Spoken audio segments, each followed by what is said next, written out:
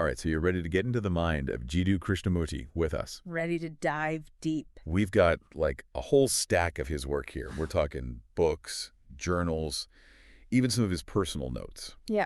This is going to be intense. It is, but Krishnamurti, he's one of those thinkers who can be really challenging. Oh, yeah? But also, like, incredibly rewarding. You know, he was this 20th century Indian philosopher. Right. And he just, like, really shook things up in the world of philosophy. He really did. He insisted that real understanding, it comes from personal experience. Yeah. Not from just blindly following dogma or any kind of belief system. And he totally walked the walk, too, right? Oh, absolutely. Like that story about him dissolving the Order of the Star. Right. The organization, that was literally like built around him. I mean, talk about radical. It was a huge EE statement. Yeah. I mean, he disbanded it because he felt that real inner freedom, like true liberation, it couldn't come from any kind of external structure, you know? Yeah, like no organization can give you that. No, exactly. He even said, and this is a direct quote, "Truth is a pathless land, and you cannot approach it by any path whatsoever, by any religion, by any sect." Wow. So, yeah, he was all about that direct experience, that inner exploration. That's powerful. A pathless land.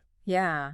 It makes his focus on freedom, like, all the more intriguing to me. Right. And what's so interesting is that in these sources we've been going through, he doesn't talk about freedom as some far-off ideal, like something you achieve later. Yeah. He insists it's something achievable, like, right now. Oh, absolutely. For Krishnamurti, this wasn't about political or social freedoms. It was about, like, deep internal liberation from, you know, from the limitations of our own minds. He really saw this inner freedom as the very foundation, the bedrock of a meaningful life. Okay, but how do we even begin to understand what that even, like, looks like? Feels like. You know what I mean? I know, right? Especially when... And so, like, we're so bombarded by all this external noise, all the internal chatter. Right, constantly. Well, Krishnamurti, he points to the nature of thought itself. He had this kind of radical idea that thought, the very thing we rely on so much, is actually at the root of most human conflict. Hold on, wait. Our own thoughts are the problem. That's what he argued. Yeah. He said that our thoughts are constantly pulling us back to the past, you know? Like replaying old experiences, beliefs, conditioning, and we get trapped in the cycle of fear, desire, and sorrow. And it creates like this constant state of division within us. It's like our minds are just stuck in this rut, Yeah. just rehashing the same old patterns over and over, instead of seeing things clearly in the present. Exactly. And he saw this division playing out not just within us, but on a global scale too, you know, like wars, nationalism, social strife. Right. He felt like these external conflicts, they stem from that same internal division. Yeah. The inability to see beyond our own, like, conditioned thought patterns. Okay, so if thought is the problem, then how do we even begin to, like, break free from this cycle of conflict? I mean... Well, Krishnamurti was very adamant that we need to become aware of this process. Not just passively observing, you know, but cultivating what he called choiceless awareness. Choiceless awareness. Yeah, a deep, attentive awareness of our thoughts, feelings, and actions. Oh. But without judgment, not trying to change them. Okay, I get the observation part, but what does he mean by choiceless? It's about seeing things as they are, without the filter of our usual reactions, you know, or preferences or desires. Imagine being able to observe your thoughts and feelings without immediately labeling them as good or bad, pleasant or unpleasant. Right. That's the essence of choiceless awareness. So it's like hitting the pause button on that, like inner critic in our heads. You got it. Just noticing what's there without getting swept away by the story we're telling ourselves about it. Exactly. And Krishnamurti believed that this kind of awareness allows us to see the limitations of our thought patterns and, like, step outside that cycle of conflict. It's almost like seeing the Matrix, you know? Whoa. The code behind the illusion. Whoa, yeah. It's like that. Okay, so choiceless awareness helps us break free from that thought-created conflict. Right. But there's another piece of this puzzle that I'm finding really interesting. Yeah. Krishnamurti didn't advocate avoiding sorrow or pain. Yeah. He saw them as, like, essential parts of understanding ourselves. That's a really crucial point. He wasn't, like, trying to sugarcoat the human experience. Right. He truly believed that sorrow is inherent, part of life. Yeah. And trying to escape it only makes it stronger. So if we're not supposed to avoid sorrow, what are we supposed to do with it? Face it head on. Observe it, but without resistance. Okay. He believed that by seeing sorrow clearly, without the usual mental reactions and judgments, we can actually see through its illusions. And in that process, we can actually tap into a deeper wellspring of passion and energy. So, like, facing the darkness is actually a way to access more light. Precisely. It's about understanding the totality of the human experience, not just chasing after the pleasant and trying to avoid the unpleasant. That actually reminds me of what he said about the illusion of duality. Yeah. Like, he rejected the idea that there are these inherent opposites: good, bad, love, hate, self, other. Exactly. He saw those opposites as mental constructs, like categories created by thought to try and make sense of the world. Okay.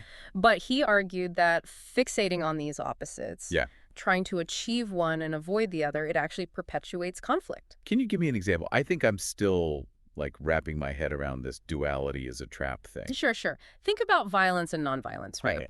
We often focus so much on achieving nonviolence, like it's this ideal, that we actually kind of avoid confronting our own capacity for violence. Right, yeah. Krishnamurti argued that this focus on the opposite, clinging to this ideal, Right.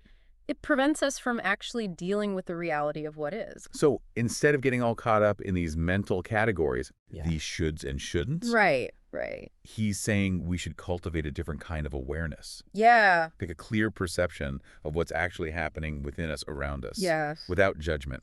You're getting it. And that's where the real freedom lies, Wow. in that space between thought, in that choiceless awareness. This is giving me a lot to think about. I know, right? It's definitely challenging how we usually see things. Yeah. I'm really curious to see where else this deep dive takes us. Me too. There's so much more to unpack in these sources, especially as we start to explore his thoughts on love, relationships, and, the nature of the self. Well, we've only scratched the surface here in part 1.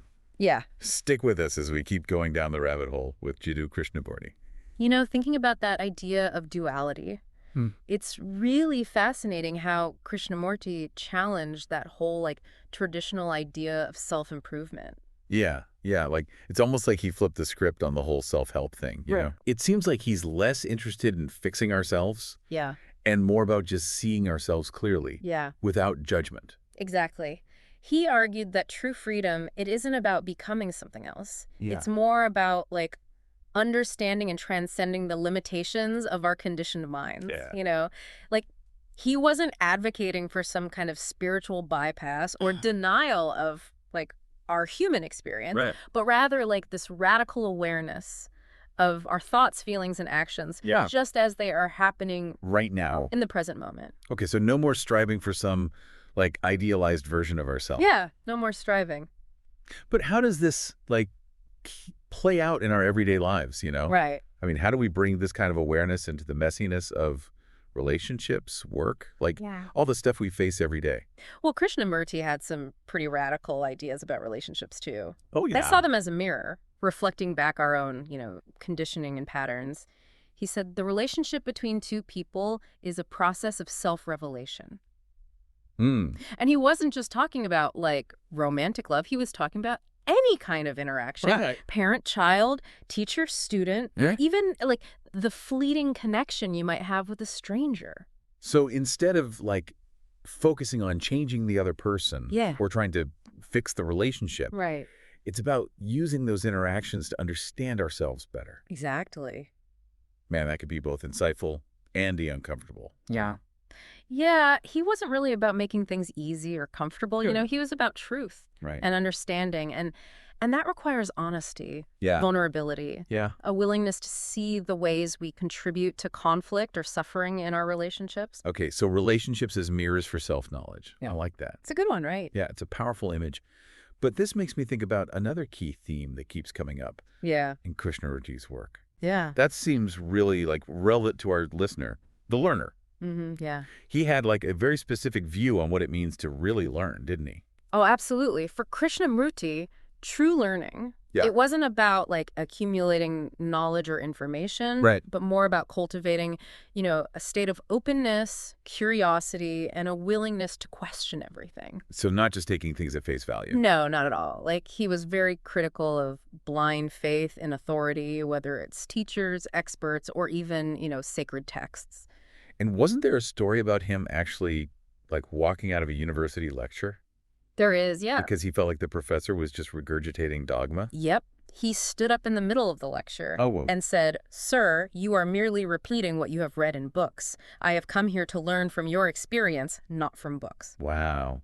Yeah, he was fiercely independent and believed that real understanding, it comes from direct experience, from exploring and questioning for yourself. So it's about more than just like memorizing facts and figures, right? Anymore. It's about like developing a critical mind, a willingness to, challenge assumptions, and a constant hunger for like exploring the unknown. He even said, there is no end to education. It is not that you read a book, pass an examination, and finish with education. The whole of life, from the moment you are born to the moment you die, is a process of learning. I love that. It really shifts the focus from like achieving some end goal to like embracing the ongoing journey of discovery and growth. And it all ties back to his decision to dissolve that Order of the Star. He didn't want followers or disciples. He wanted individuals who felt empowered to find their own truth. Okay, so we've got freedom, self-knowledge, relationships as mirrors, and this like radical approach to learning. Yeah, it's a lot. It's a lot to take in. It is. But, I'm starting to sense like a pattern here. What's that? It seems like Krishnamurti really valued a certain simplicity, a way of being in the world that's like free from unnecessary clutter and complication. You're definitely picking up on something important. He often talked about simplicity, Yeah. both in our outer lives and in our inner worlds. And he was a really keen observer of nature. Like in his journals, you find these beautiful passages where he describes walking in the woods, observing the trees, the animals, and finding a deep sense of peace and connection in those moments. So it's not about like denying ourselves the pleasures of life. No, not at all. Or becoming some kind of like ascetic, No, it's about cultivating a quality of mind, like a freedom from attachment, greed, and the constant pursuit of more.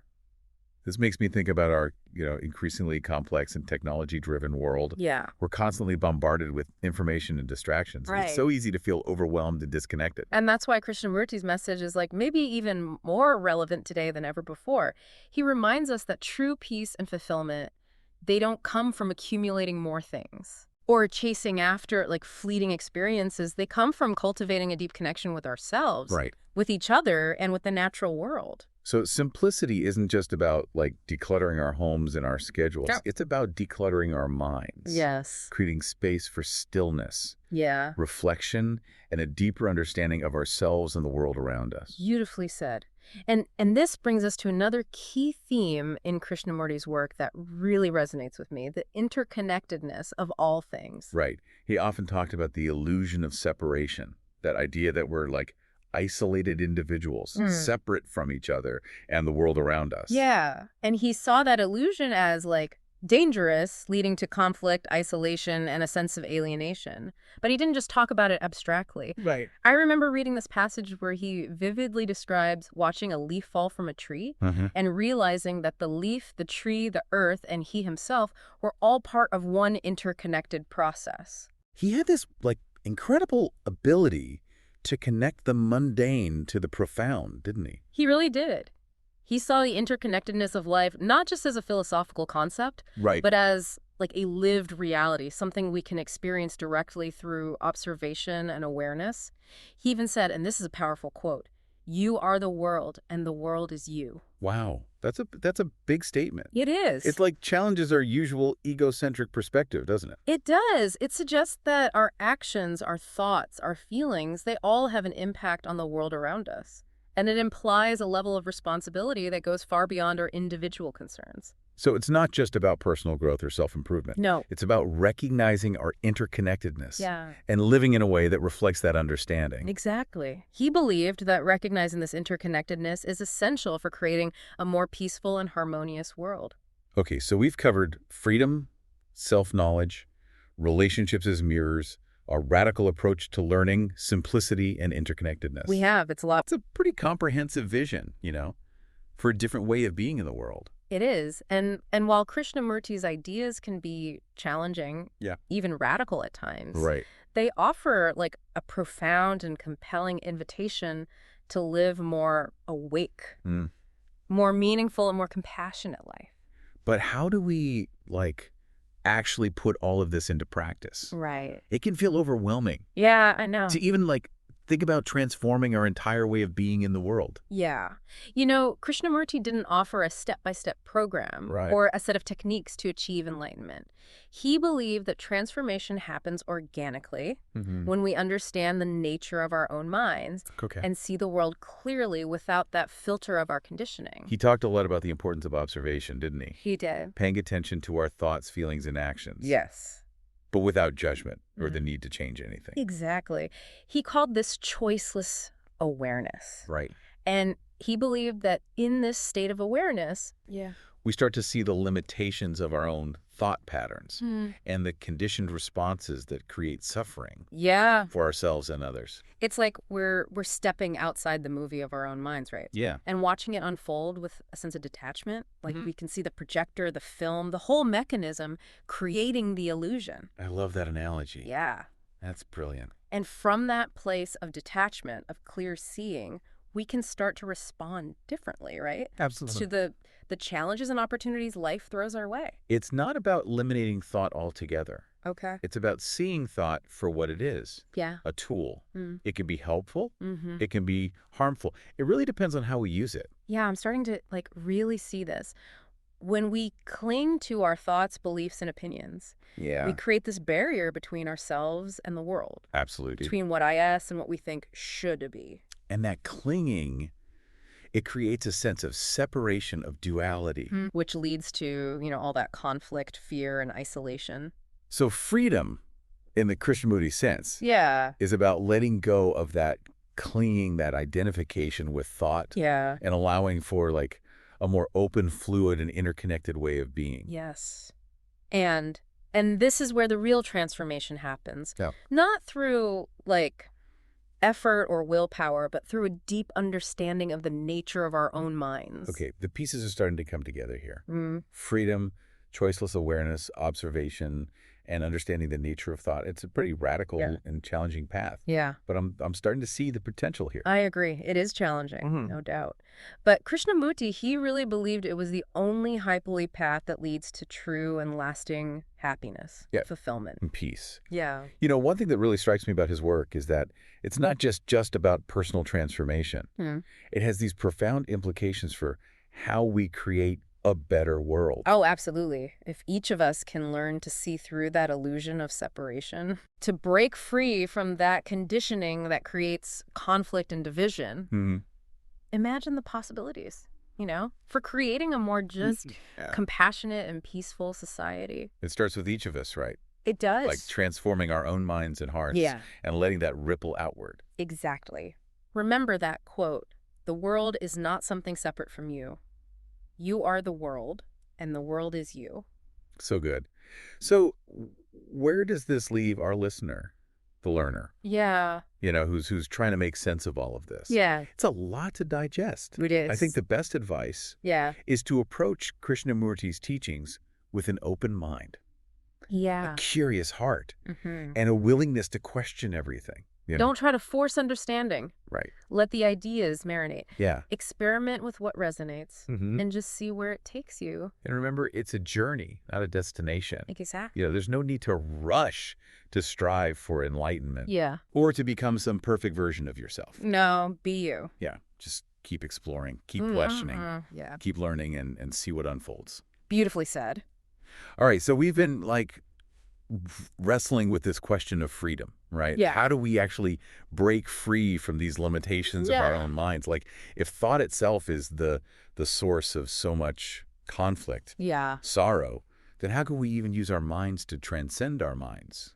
It's a real paradox, isn't it? And Krishnamurti, he didn't shy away from that at all. He actually addressed it head on. Okay. He didn't believe that freedom could be achieved through any kind of effort, discipline, or mental technique.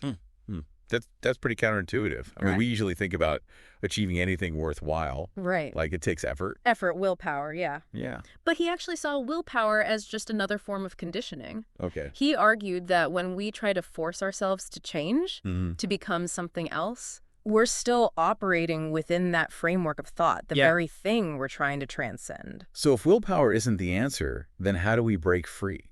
It feels like a catch-22 almost. It does. But Krishnamurti, he pointed to like a different kind of action, one that isn't born out of thought or desire. He called it action from choiceless awareness.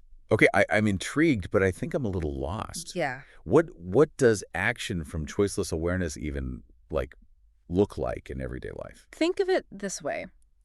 Imagine you're faced with, like, a challenging situation, right? Okay. Maybe it's a conflict with a loved one, a difficult decision at work, Yeah. or even, like, just navigating a frustrating traffic jam. Yeah. Instead of reacting habitually Right. based on your conditioned patterns and emotional triggers, Yeah. you pause. You observe the situation clearly without judgment, and you allow a response to kind of emerge from that space of awareness. So it's less about doing and more about just being, like cultivating a certain quality of presence and awareness that informs our actions. You got it. It's about responding to each moment Yeah. with clarity, intelligence, and compassion based on a deep understanding of what's actually happening. This is making me think about what he said about observation. Yeah. Not just passively watching, Yeah. Yeah.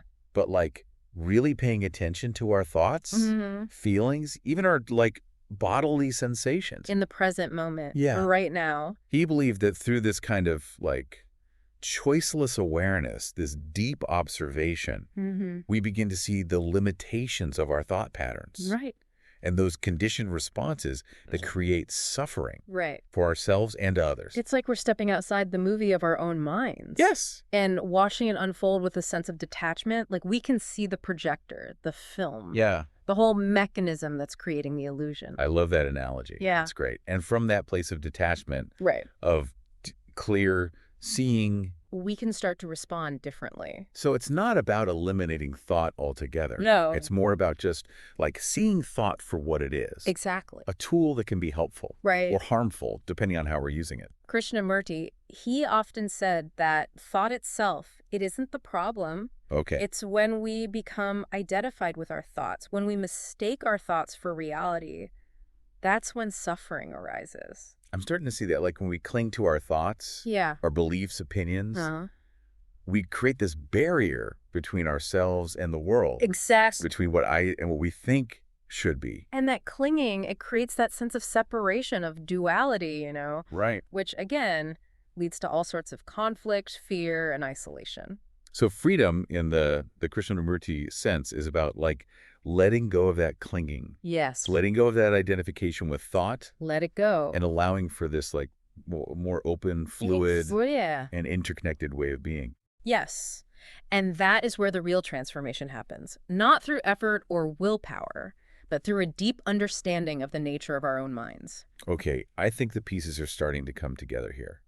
Freedom, choiceless awareness, observation, understanding the nature of thought.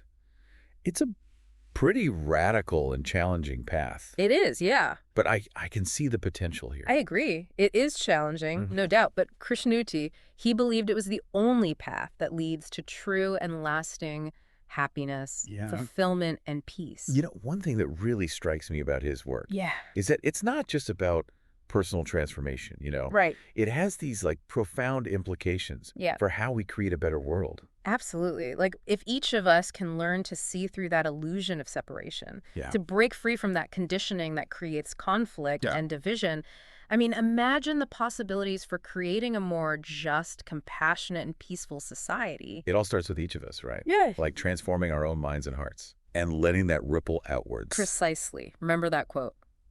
The world is not something separate from you. You are the world, and the world is you.